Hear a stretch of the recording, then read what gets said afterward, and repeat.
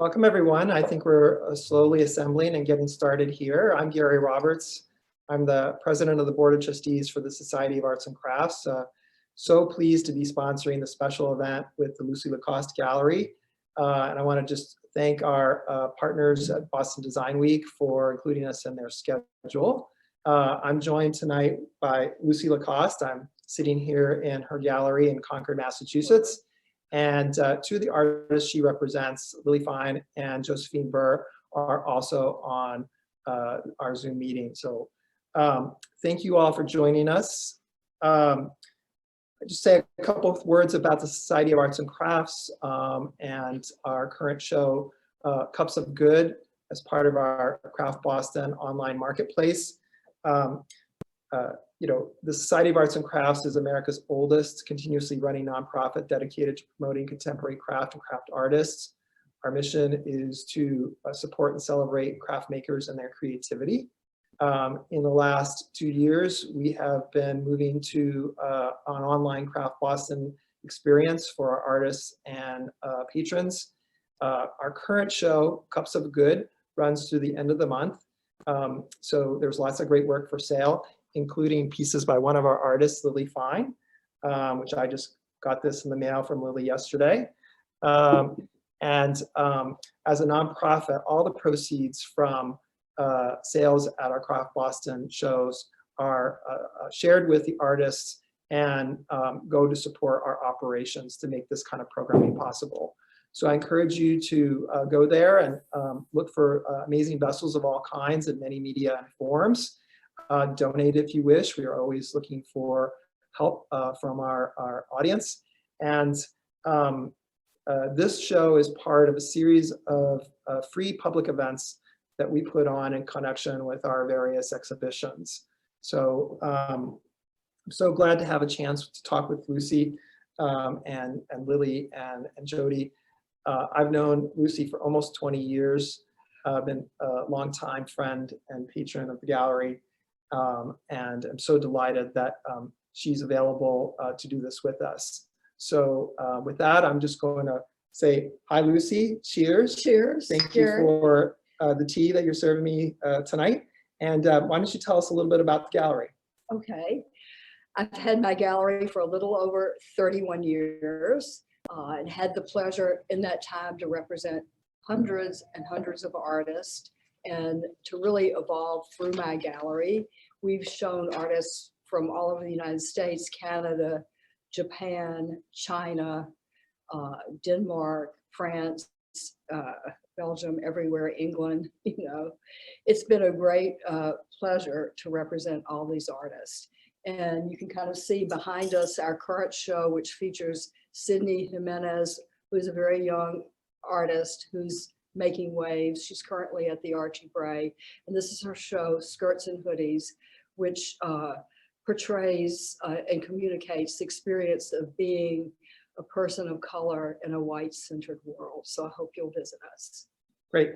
And welcome, Lily and Jody. I'm just going to say something very briefly about them and ask Lucy to say a few words about her relationship with them. So the two artists joining us tonight are clay artists who work in porcelain, sometimes terracotta. They primarily use the coil and pinch technique to create all kinds of what I consider to be amazingly poetic vessels that explore various kinds that are of interest to clay makers. So really thrilled that they can join us tonight. Yes, thank you, Gary.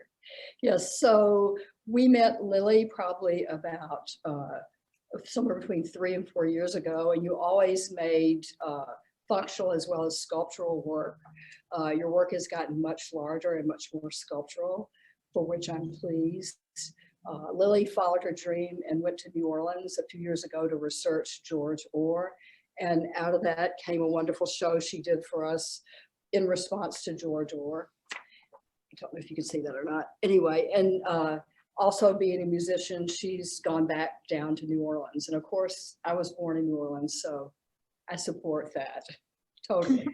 You're a NOLA girl. I am in so many ways. It's my city. And for Josephine, Jody, Jody, I met you, I think it was in 2002,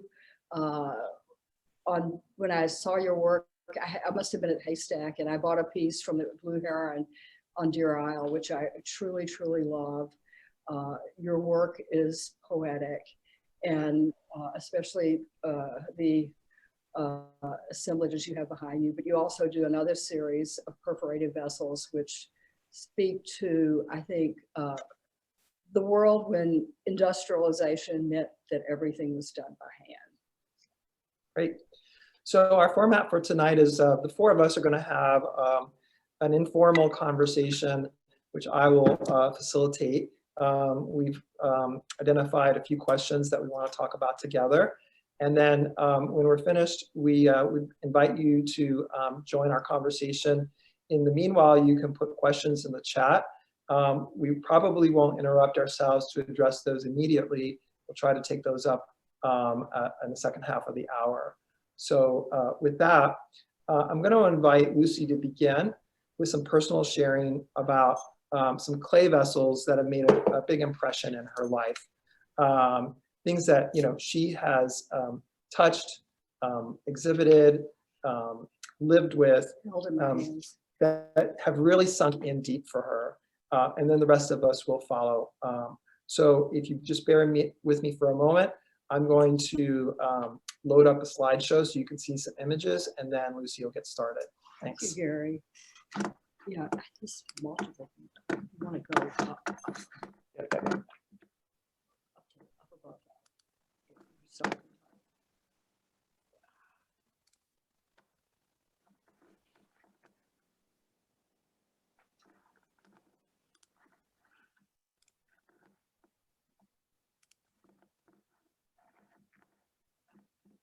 So, I'll just start talking. The thing about the vessel is that it can be so many different things. It can be functional, it can be an art object, it can be a ritual object, it can be all these at once. And I think that's part of our fascination with it. The ones that I picked to show here are, I think, for the most part, are power pieces that reverberate as art. This one by Jana Rumer, who was Danish, she passed away in 2016, unfortunately, is probably my all-time favorite. When I'm asked to think about a favorite piece or most powerful piece I've held in my hands, I come up with this image. It's totally made by hand. It's made out of porcelain. It's made by coiling and pinching. So it really has everything, including the wonderful brush marks on it, and then it's wood fired. So what else could you want? It's a piece of power. You just feel the energy that the artist put in it. It's as fragile as an eggshell, and very, very difficult to transport. And as I said the other night, this is a piece that we had often with the best pieces. We believe in them, but we don't sell them right away. So we must have taken this to 3 or 4 art fairs before, in 2011, we finally sold it to this wonderful couple who had come to New York. We were at SOFA from England and bought it to take back with them. And he was one of the producers of The Lion King. And I worried so much about it breaking, but then I realized they probably had their own plane. So.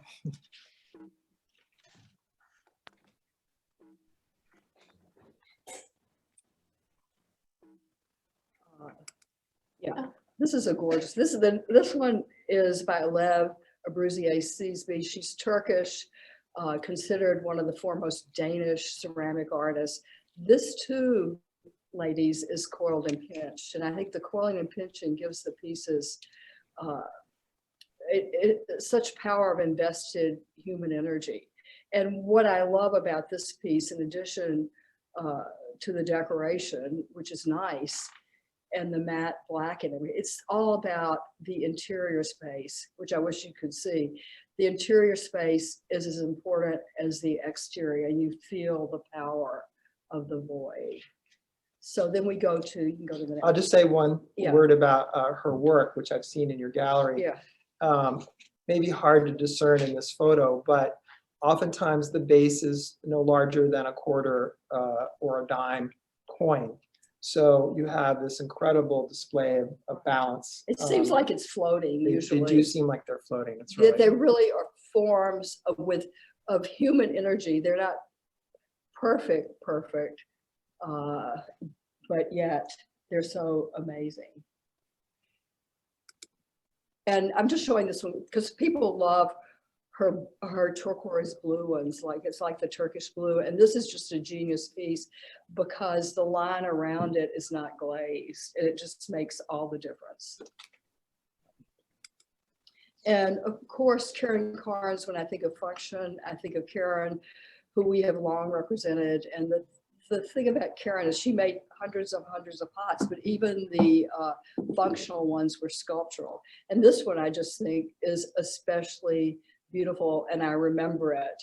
You know, this was, getting these images together was like a trip down memory lane. This was one of our all-time favorite pieces with the iron kind of reduction blue there and wood fired. Okay, this is a very important Karen Carnes, a beautiful one. And I have it here because it belongs to Gary, and he'll tell you about it. Well, you know, once in a while you go to a show and you see a piece that takes your breath away, and you just can't stop thinking about it. And for me, this particular vessel, which is wood-fired, ash-glazed, you know, really just, you know, hit me immediately. One thing about her work that you know, an image like this can't convey as well as being with it, holding it, seeing it, is the presence. It may not stand more than 12 inches tall, but wherever it is, it really inhabits the space in a way that its size, you know, does not alone tell you. She often later in her career played with the torso form, and you know, here you can really see how she's brought together the vessel and the female torso, the shoulders, you know, just the little bit of neck at the top, all of that, especially in the round, in 3 dimensions, is just incredible to see. So I'm so grateful and honored that you know, Lucy and I were able to bring this piece into my home. And this is the fun part, really, being able to match a piece with a person, you know, and when you do that, it's just real happiness. So, thank you, Gary. It is indeed. Thank you, yeah. And it's part of your genius and part of the craft. It's what I love doing. You know, I used to make pots, and then I came to realize I was more inspired by those of other people, so.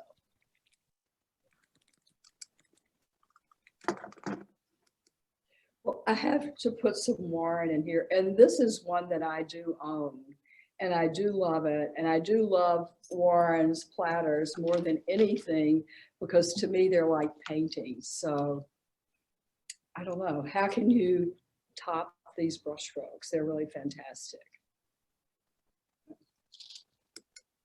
And this is another Warren that just came to light today when my noble assistant Sophia brought it into my room, just for another reason. And I remembered how much I adore this piece. It's much bigger than it looks in the photograph, and it has these wonderful chevrons and wonderful ash strips, and it's just always been a pot of power for me. So when did you start representing Warren? That's a good question. We started probably in 2002, Gary.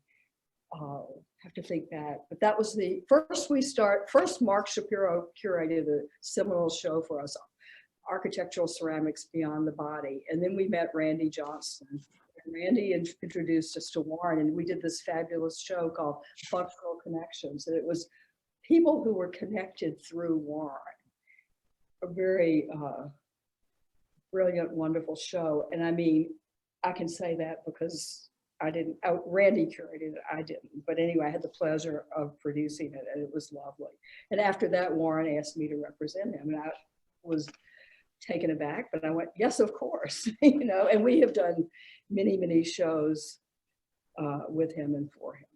In the last several generations, I mean, the lineage of people who studied with him and were inspired by him is really covers dozens of amazing craft artists in America. More than dozens, and made Minnesota the clay state that it is. Here's to one. And oh yeah. And just one more, Warren, you know, I do love the platters. They are like paintings. This is a very sweet one that's decorated with Reeve green, because Warren and John Reeve had a very special relationship. And we had the pleasure of selling it this summer, so I no longer have it here. But it's just a standout. And I always kept going, when are we going to sell it? Why don't we, you know, what's the deal? But finally, there were actually two of them. We just sold both of them. So, hooray. I think that's one. Oh, there's one more? Oh, yeah, the tin rolling. Oh, the tin rolling. So this is a vessel, because the subject of this is really clay and vessel, right? Yeah, so this is another really great one. It's huge. I mean, it stood as tall as our desk, and we had it here for 3 or 4 years before I finally placed it in a wonderful collection with people who collect primarily Japanese ceramics, but wanted a large work for their outdoors. And so you just have to believe in them, and ultimately they find home. So this is another really memorable one, which people who came to the gallery between 2011 and 15 saw, and they would always go, well, when are you selling it? How long is it? And then when all of a sudden one day it wasn't here anymore. So.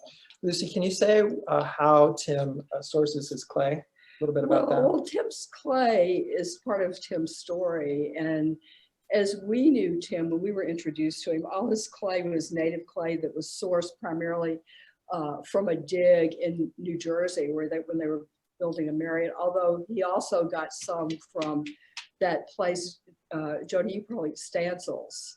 Have you heard of that? Mm-hmm. Mm-hmm. Maybe it's in Maryland or somewhere like that. So he was working strictly with native clay.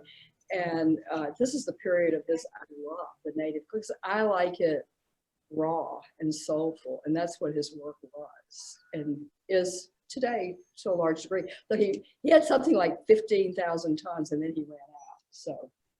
And the wall of this particular vessel must be about, what, 3 inches thick? I would say so. It was a big piece. Yeah. I mean, it actually, again, the image foreshortens it. It had to be about 36, 40 inches tall or something like that. It's really a testament to the human labor that went into making it, for sure. Sure, and it's wood fired. So.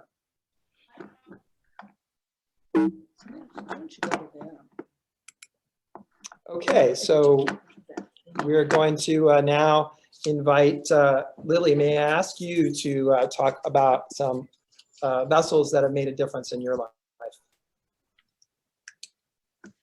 Yes, I'm going to share my screen. I have a couple of photos. I'm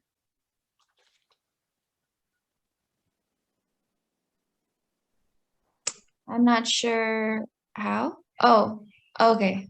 I see.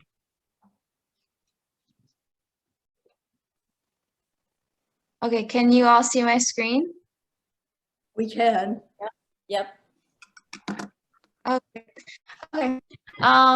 So I just put a picture first, just to give context if people aren't familiar with my work. These are the cups that were in the show at Society of Arts and Crafts.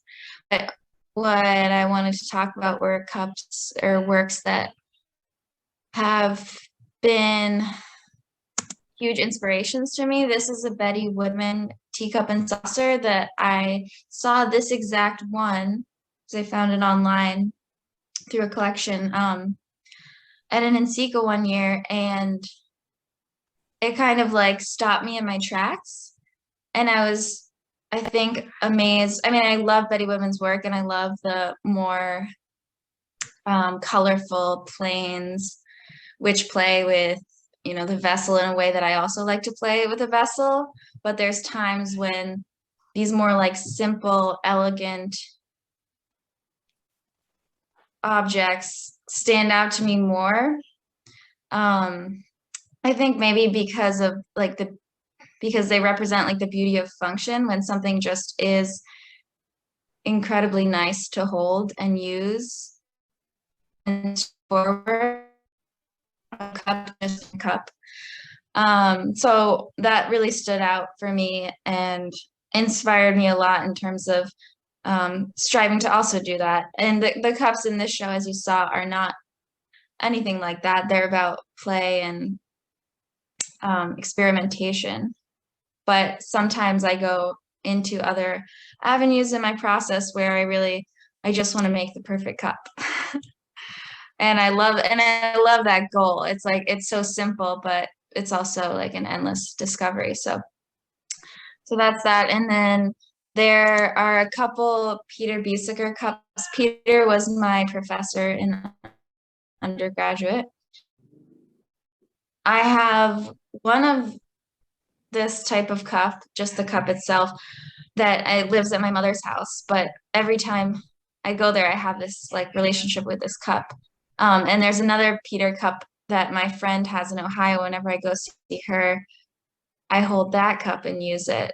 And I think there's a similar simplicity and straightforwardness to Peter's work with just, this cylinder form, which is like, oh yeah, that's really all a cup needs to be, is a cylinder that can hold water.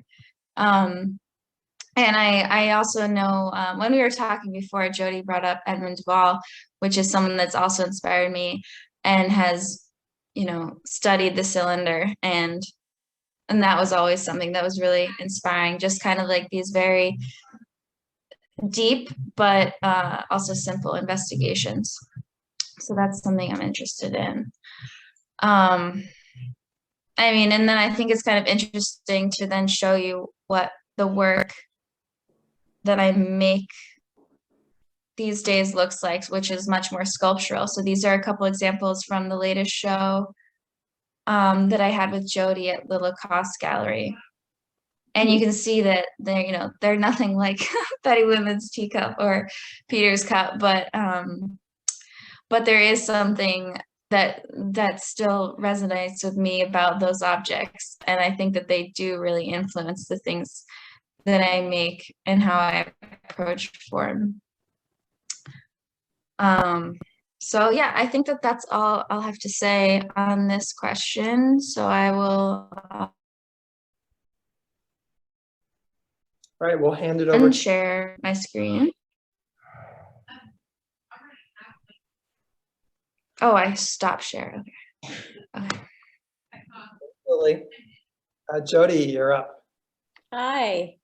Well, first of all, thank you so much for inviting me to this conversation. I so enjoyed talking to you guys on Monday, and now I'm glad to have all of the rest of you here. So this is such a fun question, and I think talking to anybody that works in clay about like pots or vessels that have impacted them always elicits all sorts of excitement and responses. But I love, Lucy, that you started or ended with Warren Mackenzie, because my first pot is actually one that I'm holding right now. And I knew immediately when you talked about, vessels that have impacted me that I would talk about this piece. So this was the first, when I was in college as an undergrad and probably, had taken 2 ceramics classes. I went to Warren Mackenzie's studio in Stillwater, Minnesota, and I put $35 in a little wooden box, and I bought this cup. And I was so struck by it. It's such a simple cup, and I do have an image of it that I'll share in a minute. But it's important to me to talk about it in terms of the tactility of it and holding it. It's such an unassuming object, but there was and continues to be something about it for me there's sort of a softness to it. There's this very subtle gesture, and there's so much that's being communicated through the marks on this clay. And there's this kind of generosity of the container and the way that it fits in my hand. And I think that all of those qualities were so new to me to kind of think about as a maker and as a ceramic artist at the time. And I can sort of trace the lineage of all the work that I've made through kind of, you know, early functional pots into sculptural work that I've done for, you know, about 20 years now. And it still returns back to the qualities in this cup for me. So my daughter loves to eat their cereal out of this cup, and it sits on a little, you know, shelf in our kitchen. And of course, I'm always terrified to, you know, that they use it every day, but we still, you know, there's something very important also about the practice of using these tactile vessels. So it's always so fun to try to figure out how to non-awkwardly share screen, but I'm gonna try and do it right now. So, yeah, starting with that beautiful Warren pot. Another, I think, like Lily, a lot of the impactful work that I have encountered in my life has been tied to teachers and mentors. So Clary Ilian was someone I was a TA for at Haystack a long time ago, and was a wonderful person to know, is a wonderful person to know. But the way that she talked about pots was kind of revolutionary for me, in that she really everything was kind of a reference to the living body. And I find the femininity of her forms so compelling. And I always remember that she talked about pitchers and volume, the volume of a belly of a pitcher in terms of breath.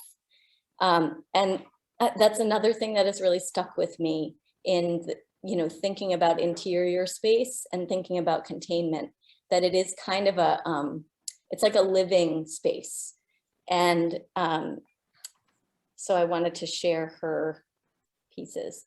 Now, this is an image that is frustrating. If you don't know Steve Heinemann's work, it's frustrating to show it, because the scale of this piece is so much bigger than you think it is on the screen. This is probably close to 3 feet in diameter, this bowl. It's about 30 inches. And Steve was also a mentor of mine at a time that I was kind of shifting away from, I was starting to feel like making pots wasn't my destiny, but I was still so interested in the forms. And I encountered Steve's work, and Steve is a teacher at that time. And this piece for me in this series that he was working on at the time in the early 2000s was, it kind of introduced, it blew my world open to begin thinking about containers as kind of metaphorical objects. And his sort of breaking open of the scale of something that is so delicate and so kind of, I don't know, feels so fragile into something that's really a bodily scale had a very deep impact on me, and certainly can be seen in like the vessels that I have behind me here, which were part of my show with Lucy this summer. And I'm just showing you a close-up of this object that with Steve multiplies his work and creates these sort of layered surfaces that he builds up and then also kind of breaks down through sandblasting and other techniques. And I think he was also kind of a hand builder, although of a very different type than the way that I work now. And but this idea that like the object can represent time in a way, the passing of time, was also very important to me. And then the last person I want to share is Arlene Scheckett, who this was from her show at the ICA in 2015 called All at Once. It was a retrospective show. And it's, you know, I include it because it is also a vessel, and it's a vessel that was built in such a kind of open-ended and kind of trusting way. So the way that she works is so evident in this, in the work, and really is what the work is about, is this kind of, this unknowing and this, this kind of trust in a process and letting things, you know, building things up and maybe forgetting about the rules of how they're supposed to be built, and the softness and the sort of capacity that that brings. So those are the pieces that I wanted to share. I do have some images of my work, which maybe I'll just go through quickly so that, because I realize it's not very easy to see what's behind me, but these sort of give you a sense. This is a series called An Alphabet of Makeshift Days. This was also in the show this summer. This work was made during the pandemic and was very much about a time of uncertainty and being at home. And these are pinched porcelain and thermoplastic clay and paint. Oh, wait a minute, I think I missed a piece. There was an important one that wasn't in here. And this is just another series from earlier, from a number of years ago, a Tangle series. And I don't think, sorry, I thought that there it is. I skipped that one. So this is the 7 volumes that are behind me and that I was referring to earlier. These are pinched and about 2 to 3 feet wide in scale, and they all are bottomless. They're pinched terracotta with terra sigillata. So those are my objects. Thank you. So let's together move to a deeper conversation, which Lily and Jody started, about the creative process, and talk a little bit more, each of you, and Lucy and I will join you as needed, and how you understand and experience that sort of responsiveness to the possibilities of clay, that sort of give and take process from idea to discovery to fabrication to letting the piece go into the world. You know, it's not a linear process for most people, and so tell us a little bit more in your practice, you know, how you experience that kind of exploration of what clay is doing while you're making a piece. Lily, do you want to respond first, or? I was thinking about how the creative process is like a giant window, and then there's like a little bit of time where you actually feel like you've hit a stride, but you need all the space around it in order to reach that place creatively. So I think a lot of times, like, time is the creative process. Just spending time thinking about pieces, maybe drawing them, spending a lot of time just continuing the work. But I would say that a lot of the times I'm making things another point with objects that really feel inspired. But I think it's important to start from and just keep going. I mean, that's kind of how I was taught to approach, is just make.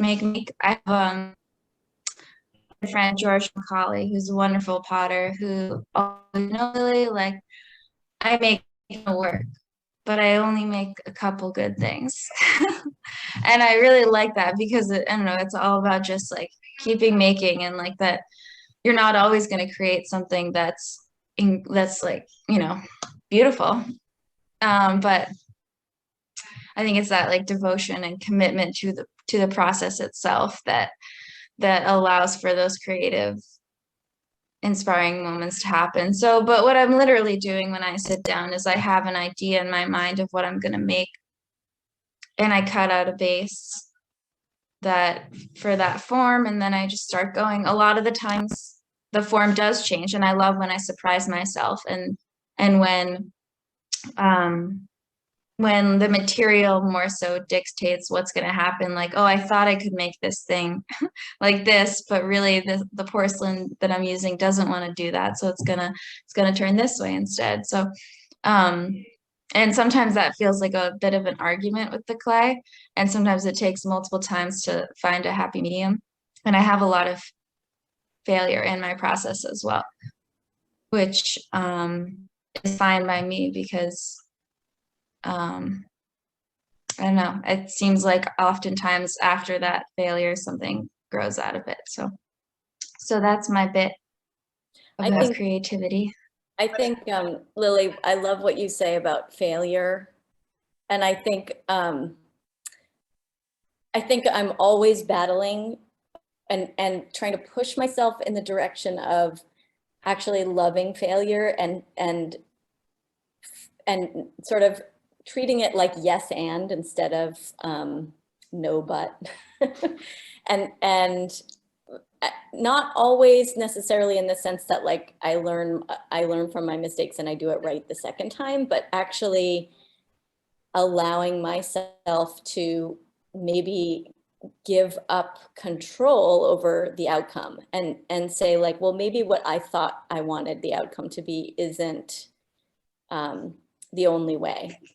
And I think that failure, and especially in such a technical field, like such a technical material as clay, is if you don't embrace it, if you don't kind of learn to love it and not just live with it, but incorporate it into your creative process, I think it's, you know, it's inevitably a very frustrating material to work with. That's a true test of whether you can work with clay or not. That people can't abide that, and they have to be painters. Right. Or photographers. Yeah. How many pieces do you work, Lily and Jody, do you work on more than one piece at a time? And if so, how many might you have in progress at any one time? I definitely work not only on multiple pieces at a time, but often on multiple bodies of work at a time. And someone once compared me to a honeybee in kind of observing me in my studio space, that I'll sort of work on one thing for a period of time, and then it will inspire me to think differently about something else. Like I work on, you know, I'll do work on paper at the same time that I'm doing sculpture. And my current studio finally has given me a space where I can sort of have a paper area. And then like a messier clay area. But I think that conversation it's a hard one to manage, because it can feel sort of like I'm spread too thin, and I'm not making progress in one area enough. But the beauty of, you know, making your own plans and your own schedule is that, you know, there are times when I get really deep into one piece or one body of work, and that's just the only thing I focus on. So I think it depends a little bit on whether there's a deadline coming up, and what, you know, what sort of stage in the knowing there that I'm at. I was going to say, I know I mentioned this when we talked on Monday, that for me, the going into the studio and not knowing is, and not knowing as I'm actually starting a piece and working on a piece, like not having a plan, is a very important part of the work for me. And it's even in many cases what the work is about. It's about that sort of fragility and that uncertainty, and sitting with it and being comfortable with it and trusting it. So There are always limitations that you have to work with clay, but I love doing something like in the middle of working on a piece, I'll turn it upside down and start working on it from a different angle. So I think those are, you know, all part of what I bring and what I've learned to bring over time to my process. Thanks. Lily, what about you? Do you work on multiple pieces or multiple bodies of work?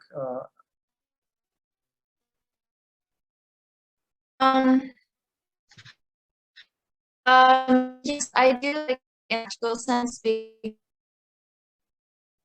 and for work Sorry, Lily, I just want during to, that time I'll work. sorry, Lily, I'm just going to pause for a second and just acknowledge that your connection is a little unstable. So we're not exactly hearing what you're saying.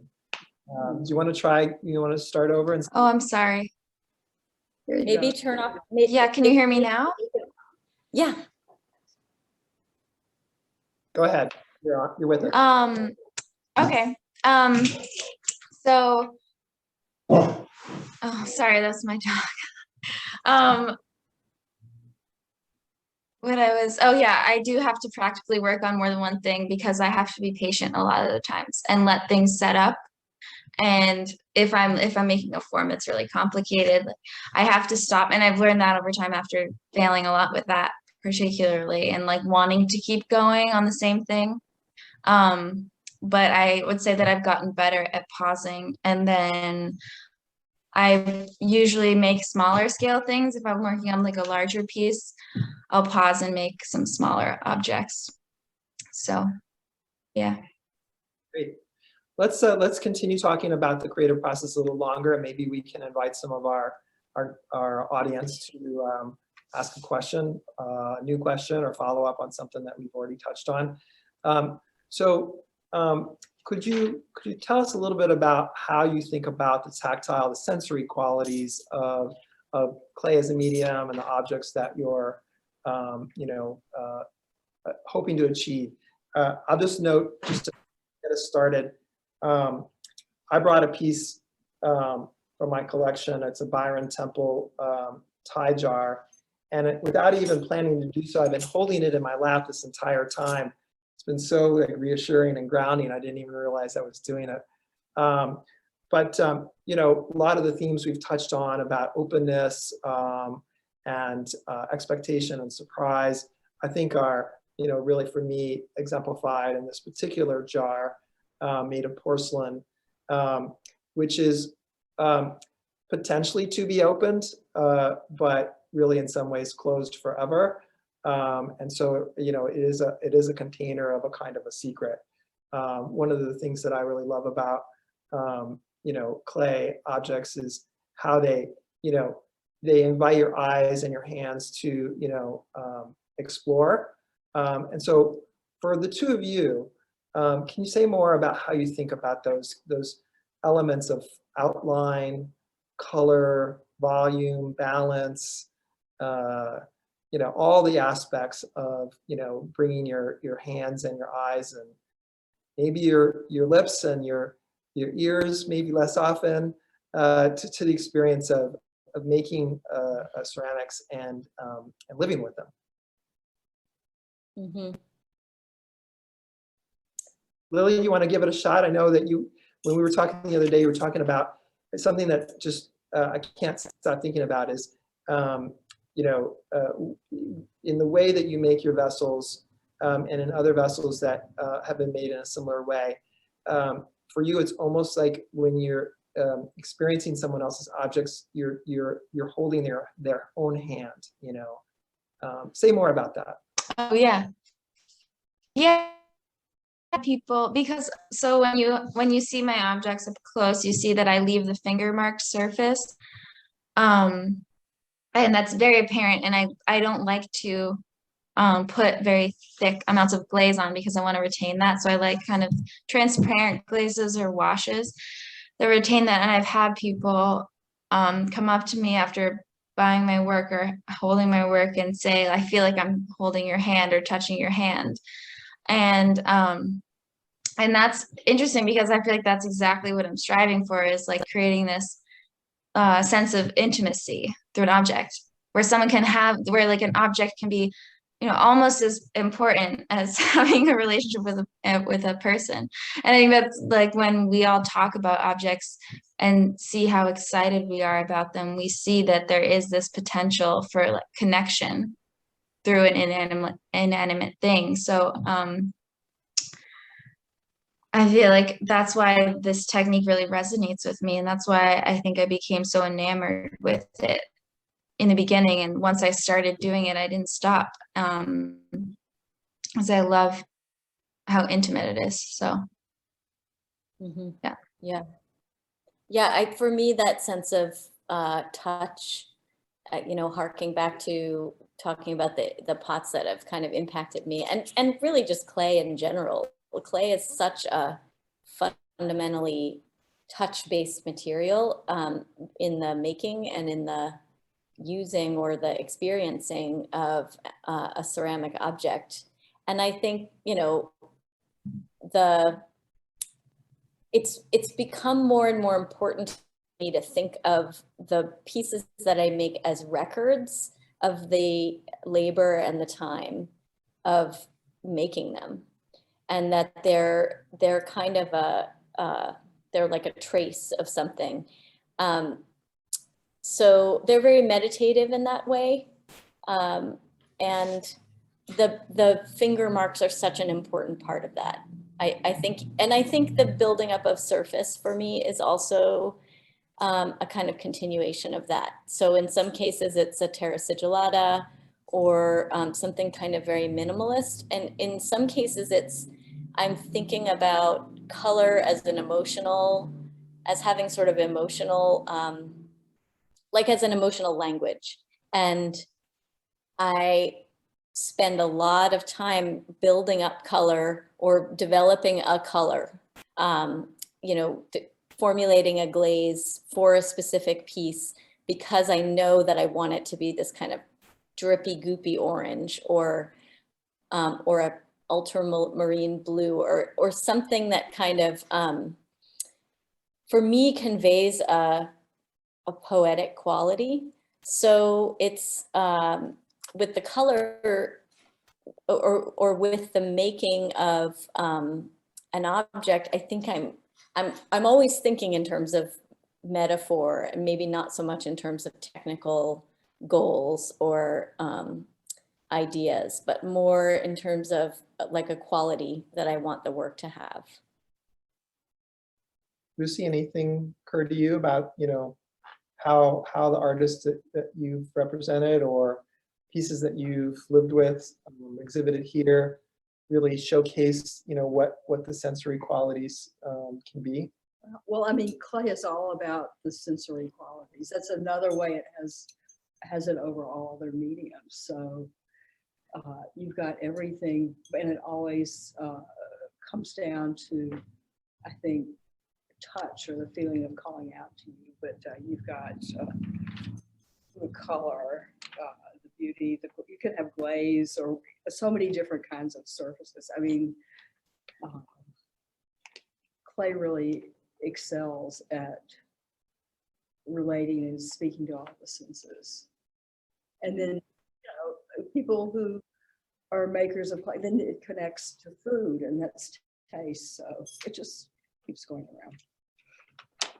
Great. I also just wanted to say, because we haven't really talked about it in relation to the vessel, just the interior, the feeling of containment, or the quality of containment, the object as a container, and the idea that by shaping the space and kind of containing empty space, you are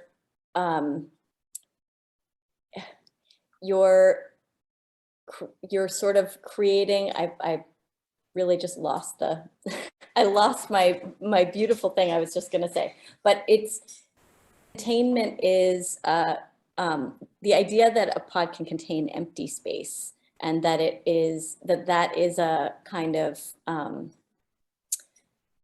that the negative space gives it as much meaning as the positive space. I think a lot about the transition between negative and positive space in my work.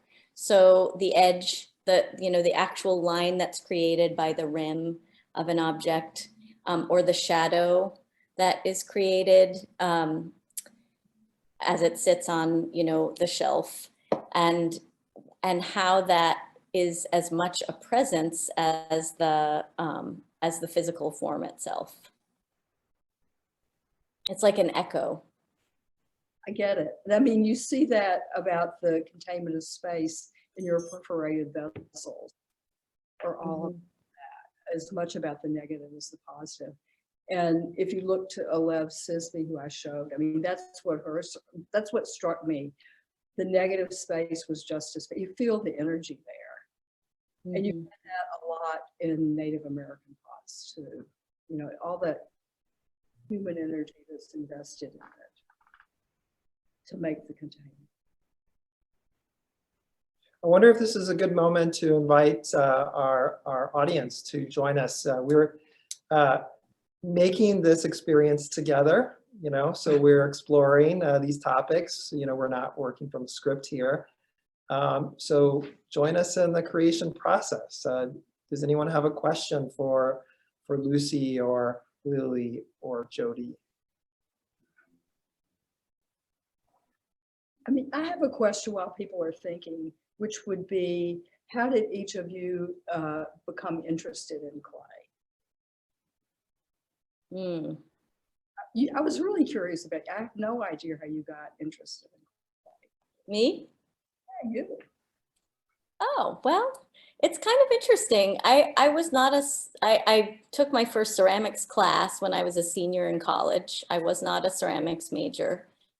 And I actually had just come back from traveling around the world doing an international studies program that studied international development and global ecology. And it was a very, very profoundly life-changing program that really kind of experience that really, just living in different cultures around the world and exploring kind of just the vast scale of things, environmental issues, and how we're all connected. And I came back from that experience, and my response was, I want to do something that has been done for hundreds of years. And it was like I became this hyper local person. I just wanted to like work with my hands. And, it was a bit of a romantic kind of response. I think I just wanted to like make handmade things and participate in a micro economy. But really, I also, the first time I touched clay, like a lot of people talk about this, I just fell in love with it. It was kind of like I never looked back. And I started spending all of my Friday nights in the studio with another group of people who are almost all still ceramic artists that I stay in touch with. So yeah, it was kind of a like in spite of myself kind of thing. It fits with yourself. Okay, Lily, how did you get into clay? It was in high school, and it was also, I mean, I don't really think, like now that I look back, it's just something I always did, because probably like a freshman in high school, and just always was trying to get into the ceramics room, was trying to get my ceramics teacher to write notes so that I could leave my other classes to go work on my pieces. So yeah, I just kept going when I went to school, to college. I didn't necessarily have the intention to major in ceramics. I wanted to quote unquote like do something more practical. But then I just spent all my time there. And so I was like, well, I might as well just do it. Yeah, but it was never some sort of like declaration for me that I was gonna be an artist. I just didn't stop. So We have a question. one of the audience. Do you fix mistakes? For example, Japanese repair is an art form in itself. And if you wish to, go back to, that conversation we were having earlier about failure and discovery, but, if you really invested in a piece and something goes a little sideways, a little wrong, what do you do about it? That's a great question. And it does sort of go back to what we were talking about failure. I think though that, one of the ways that I've become more experienced as an artist is in learning how to like patch a crack or to know when something is repairable versus, not salvageable. But I do think that in the process of firing things, which most of us as ceramic artists do, not all of us, there is a way that you have to think of yourself as a collaborator with a process, and that you will come out of, you put something in the kiln with the best of intentions, and I'd say 8 times out of 10, when it comes out of the kiln, it's not what you thought it was going to be. And that is still true for me. And sometimes it's just, it gets really tight. It was nice and loose and fluid. And then it just in the shrinking, it gets tight, or it warps a little bit. I had some with these porcelain pinched sculptures that behind you, some of them have these kind of big, very thin, wide handles or protrusions that did my best to support, but sometimes they kind of slump or do things that I did not want them to do. And I think it's very important to kind of respond to that in a positive way and say, okay, well, how can I move forward with it this way? And instead of thinking of it as it didn't come out the way I wanted it to.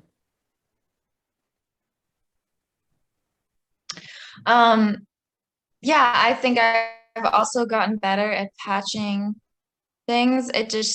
For me, it depends on how big it is, because I think, really willing to just let things go.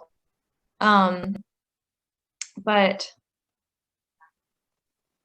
it really depends. And I like the Japanese repair, technique is emphasizing the crack, and I guess I really don't want any cracks. So it's not like I'm going to embrace it and show it off. So it's either it's small enough where I can fix it, or I just let it go. So yeah. Any other questions from our audience? What are you wondering about? The state of the vessel. Lucy, say more about that. You gave me a hint. A while ago. You wanted to say something about. Well, no, but I didn't really practice it, and I've gotten so seduced by the vessel again. It's just. But yeah, what did I say? In your career Right. as a gallery owner, Yeah. I think you were telling me that you felt that recently vessels had tended to become more decorative than really statements of some artistic vision. And you don't mean that universally. Obviously, the artists that we have joined us tonight, you would never say that about their work. But I would not. But where does that observation come from? Like, how are you? I guess it comes from the marketplace, what we see out there. And not as many people taking the time that Lily takes to make one of her fin cups, which is a sculpture, even though it's functional. So she's really saying something with that. You just see so much out there that is all about surface and not about form or soul.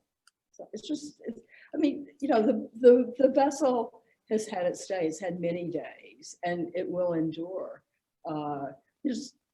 There is the decorative trend, and then there's the trend toward pure sculpture, and they both exist. But here, this proves that the vessel can be everything, just by this discussion and these artists. So. I certainly agree. Any responses to that or other remarks from our audience? Lily?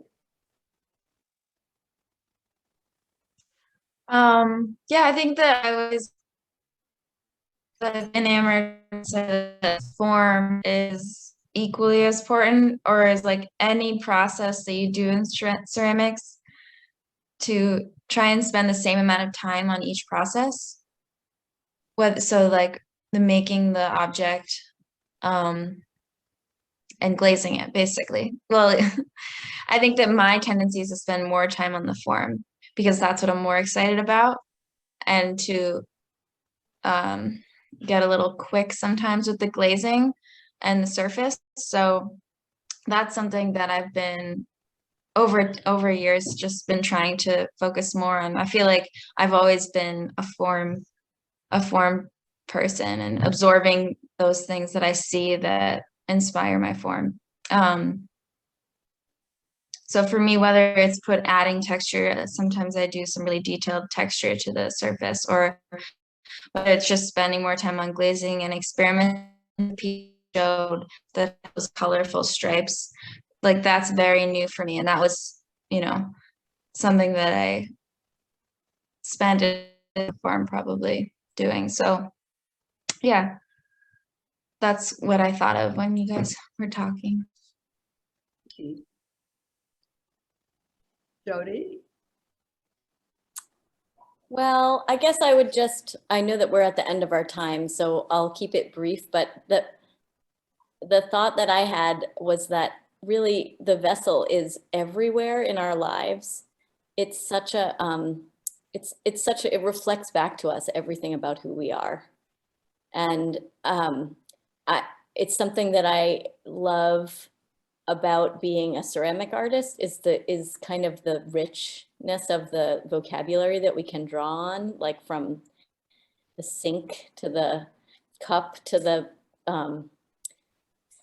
the toilet to the brick, which isn't really bricks that make up homes, like architecture. I feel like there's